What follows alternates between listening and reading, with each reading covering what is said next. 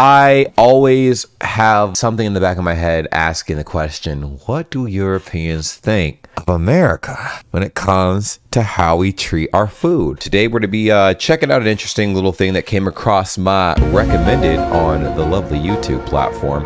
How the US ruined bread. Now, it doesn't take a rocket scientist to figure out we don't have the best bread here in the United States. All I need you guys to do really quick is like the video, comment down below, subscribe to the channel. We're chasing 500,000 of you guys.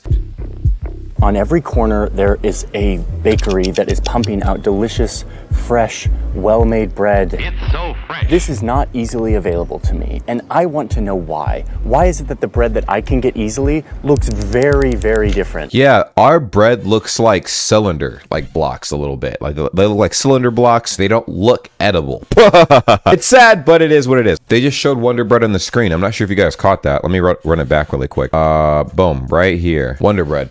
That's Wonder Bread. There you go. There you have it. Boom. Okay, wait, it's 12 hours earlier. Still back in the US. I'm actually at a grocery store right now. This is how a lot of us Americans get our bread.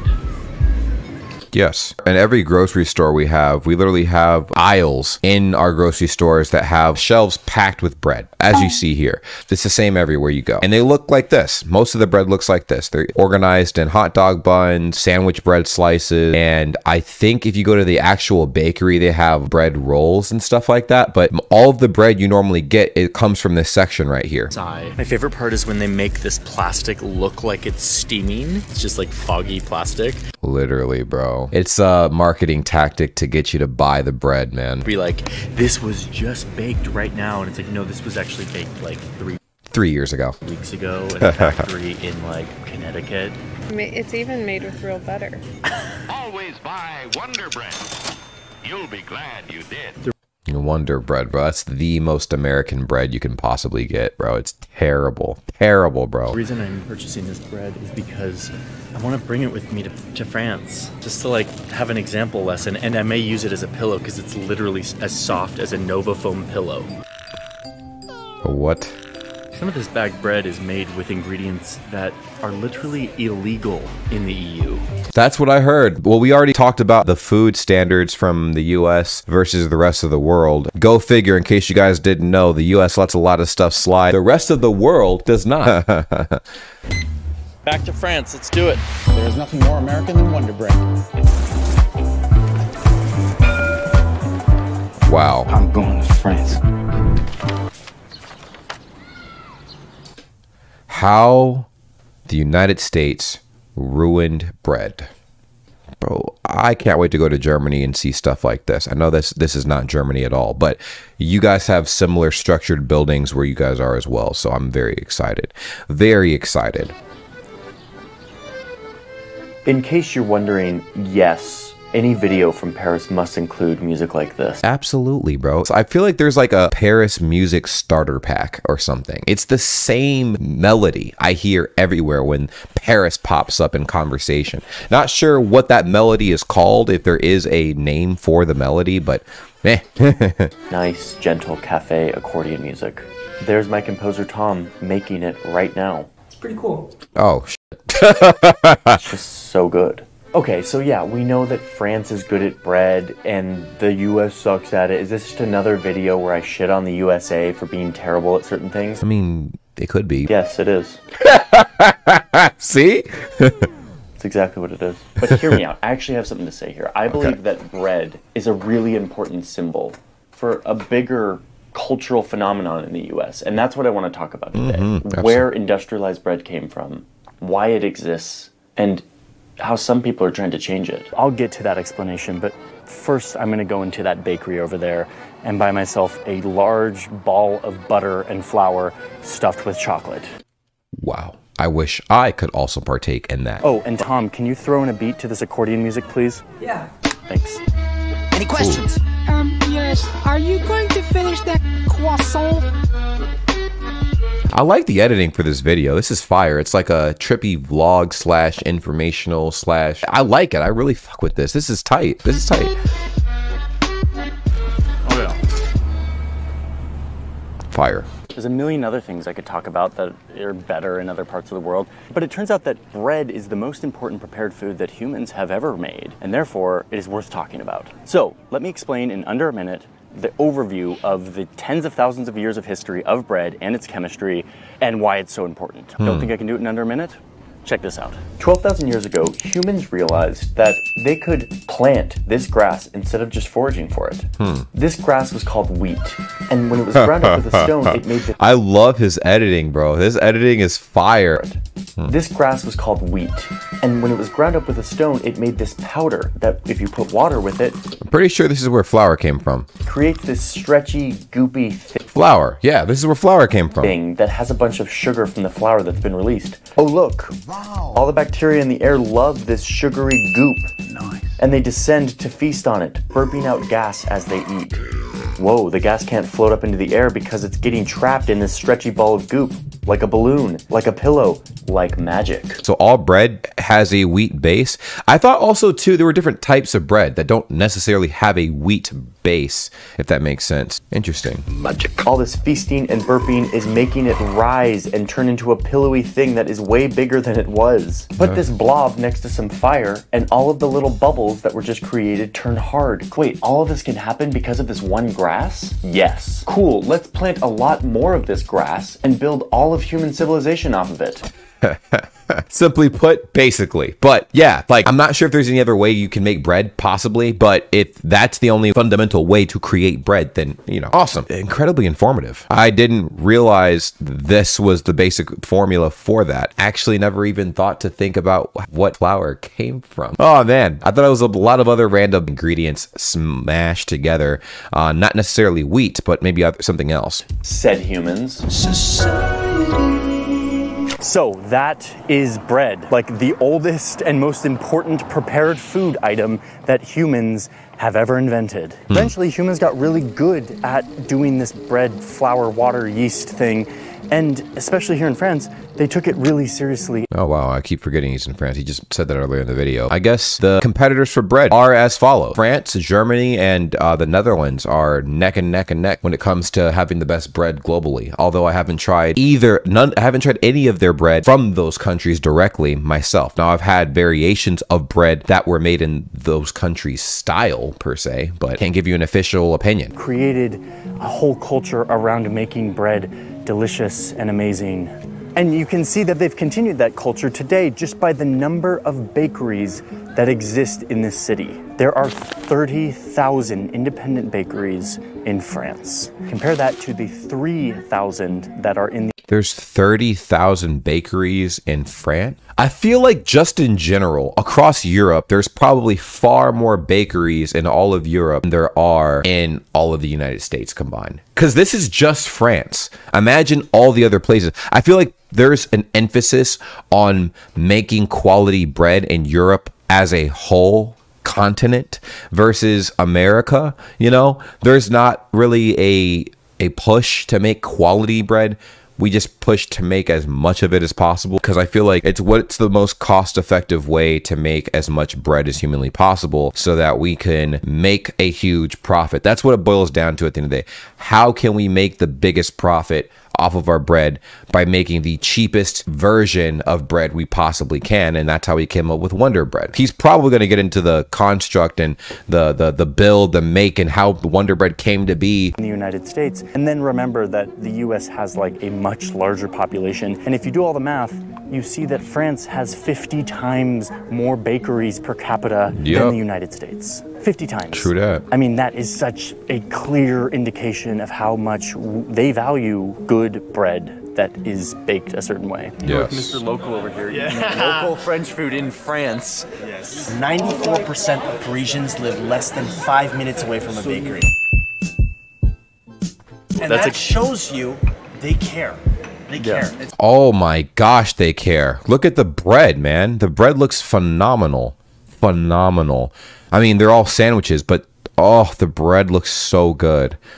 Most sandwiches you see here in the United States are those really sad sliced pieces of bread that have a bunch of delicious stuff in between the bread, but the bread itself is never the It doesn't look that good. But when you see a sandwich, like, okay, I'll put it this way. A traditional image of a sandwich in Europe, boom, looks 1,000 times tastier than a traditional sandwich in America. There's different ingredients that are used, you know, a different aesthetic, but the items used for how the bread is created creates the aesthetic. You know what I mean? So it's kind of nuts. You hear stuff like that and you're like, this is their priority. Yeah. And the culture of eating is just as much important here as how like the ingredients are sourced and prepared and whatnot. Yeah.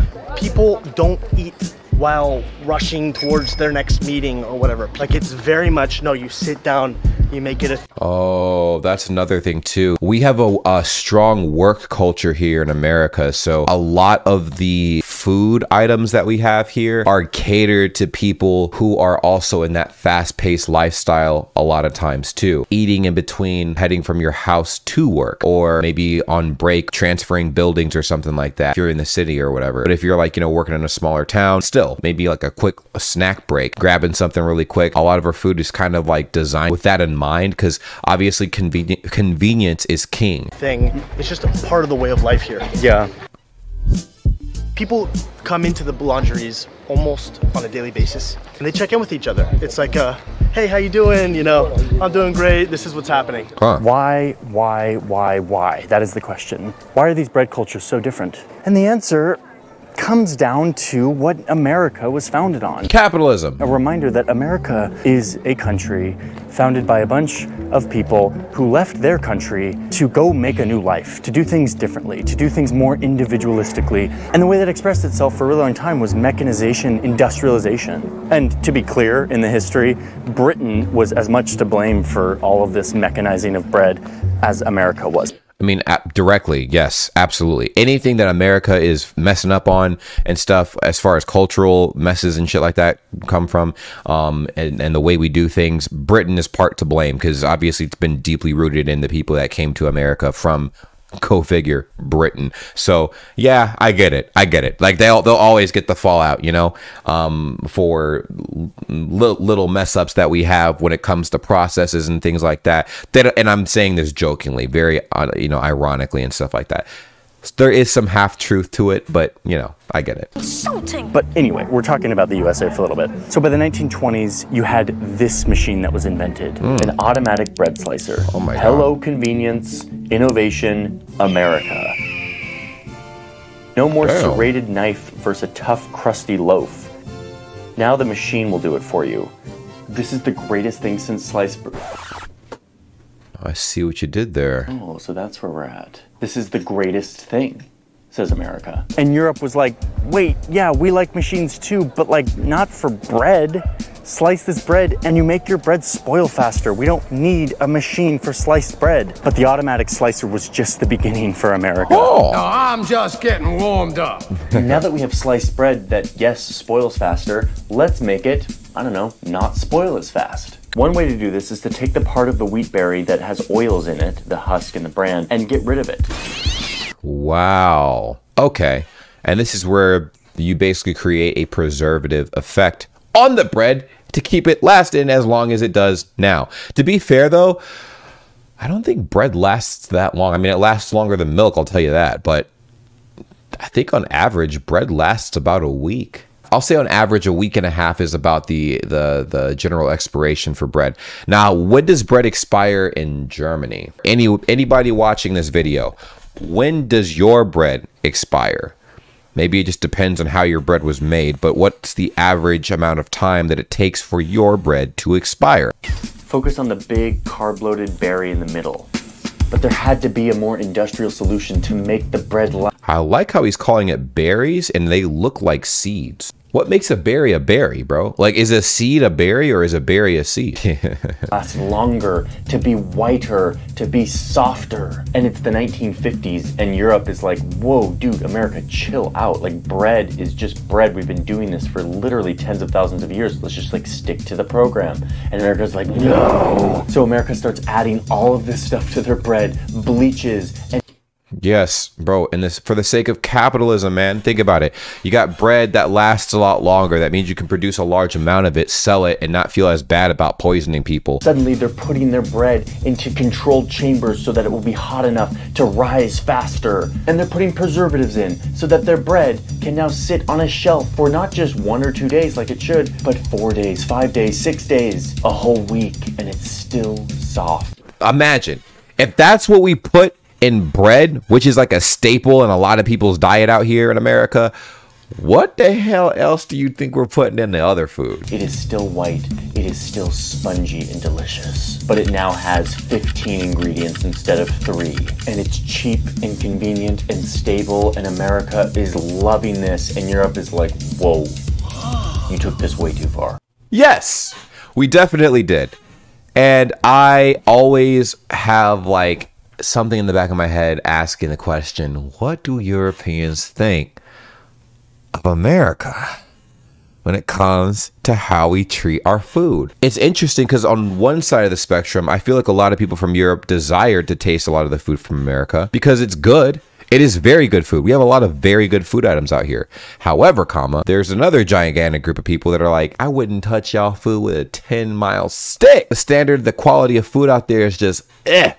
But our food, because it has all that extra craziness in it, and we like to mix up things that don't belong together, makes our food taste great. On one end of the spectrum, I feel like our food tastes amazing, but it just has a lot of, things that shouldn't be in actual food. What are you guys' opinion on what I just said? This is not bread anymore. And indeed, I would argue that this is not bread anymore. It's like soft cardboard. This is a bread-like substance. It's a different product made from a different process, and yet we use the same word for it. Yeah, poison. If you want to know more about what's inside of this kind of bread, I was actually here making this video when I stumbled upon a video from one of my favorite YouTubers, Adam Ragusia, that's like a deep dive into all of the ingredients in this kind of industrial bread. Definitely go check it out. Some bread in the US has taken it so far that they will put in additives that keep it spongy and soft, or that keep it really white, even though these additives are known to like cause cancer and inflame asthma and do all of these terrible things. Many of these additives that are legal to be put in American bread are literally illegal in Europe. What the hell? Yeah, I mean, I've heard about this. A lot of you guys were telling me this before as well. In general, when it comes to food practices, and product practices, but we're on the topic of food. So food in general, right? Europe will not let the same standards from America slide in Europe. It just don't work like that. They care about the food out there, from what I've heard. And a lot of y'all that follow me are from Europe. So you can either co-sign what I said, or you could be like, James, you don't know what the hell you're talking about. Both are fair. And many other countries. Azodicarbonamide is one of them. This is a whitening agent.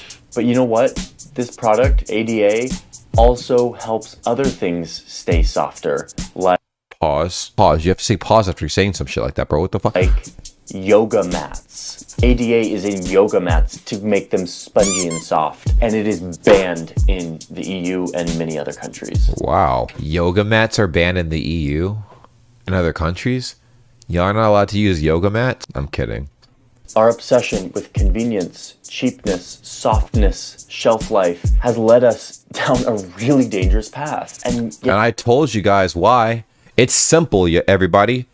It's that green that makes the world go round and round and round and round. Tried and true methods that have been baked into culture. Of course, industrialized bread exists here as well. It doesn't have some of the carcinogenic ingredients that are not allowed in the EU, but it still has all of the dough conditioners, bleaches, still artificially risen, all of that. The difference is that it is rare. It is much more rare here. What is much more common is the ability to go to your local bakery and get bread that only has a few ingredients. And it's the ingredients that humans have been using for tens of thousands of years to make this staple food. The feeling that I generally have is that this is how it should be. And then when I go elsewhere and you have other kinds of bread that last kind of bizarre amounts of time, you're like, this is not really how it should be. You get calibrated to kind of this new standard here, and it kind of ruins you. Turns out Makes Paris sense. is low-key one of the most bikeable cities I've ever been in, but it used to not be like that. Like last time I was here, it was not this bikeable. I smell some urban. Well, I feel like much like the way Germany is structured too, France, man, France got some tiny ass roads, bro. So does Germany as well. So putting a lot of extra little things, including bike lanes and whatever the hell on the road, probably took a while. I mean, also too, I'm pretty sure the roads are still small. Urban design policy changes afoot here. Someone tried to change this in the US a few years ago, a company called Panera. What could be better than a visit to Panera Bread? Now, Panera Bread is good, okay? I had a little session with Panera Bread over the last 2 years. Thank you, pandemic. I maxed out their entire list. Went online and ordered anything that could be ordered on that website. Ate it all. I ate it all. That's exactly why your boy's trying to get rid of the chunk on his body.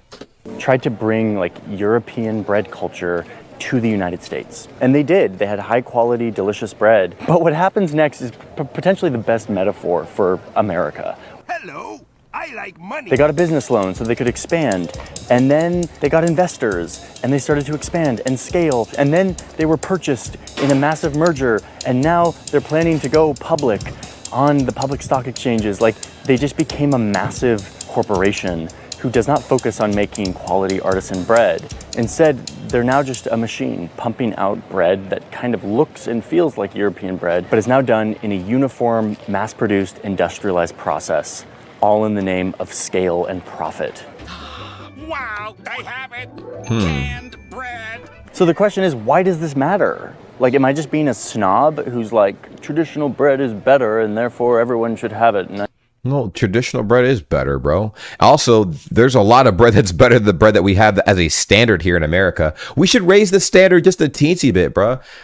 Just a teensy bit. Holy schmoly. I hate America. That was snobby. You're a snob. No, Dang. I'm not. Kind of, yeah. But also, it actually makes a difference in how it goes into your body. The beauty of bread always was that you could put this goop out in the air and bacteria would come down and start to feast on it and kind of start the digestion process. That is what natural fermentation does, is it starts to break down the wheat and make it ready to go into your body. The way that we make bread in America doesn't really leave time for this. We use heat and chemicals to speed this process up, to make it rise faster, to make it rise bigger in an artificial, synthetic way. And so we can obviously make, you know what I'm saying, some money. It's all about money. Money, money, money, money, money. so you're actually getting a much inferior product to what original bread making looks like and what it produces. Yes, it lasts longer. Yes, it tastes like chewy, pillowy, sugary heaven, but it's not bread the way that humans have been eating it for tens of thousands of years.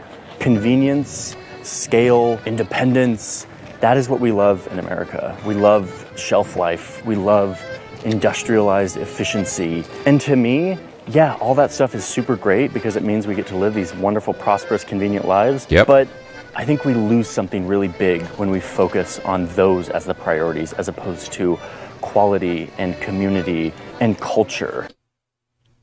Well, tell that to our politicians.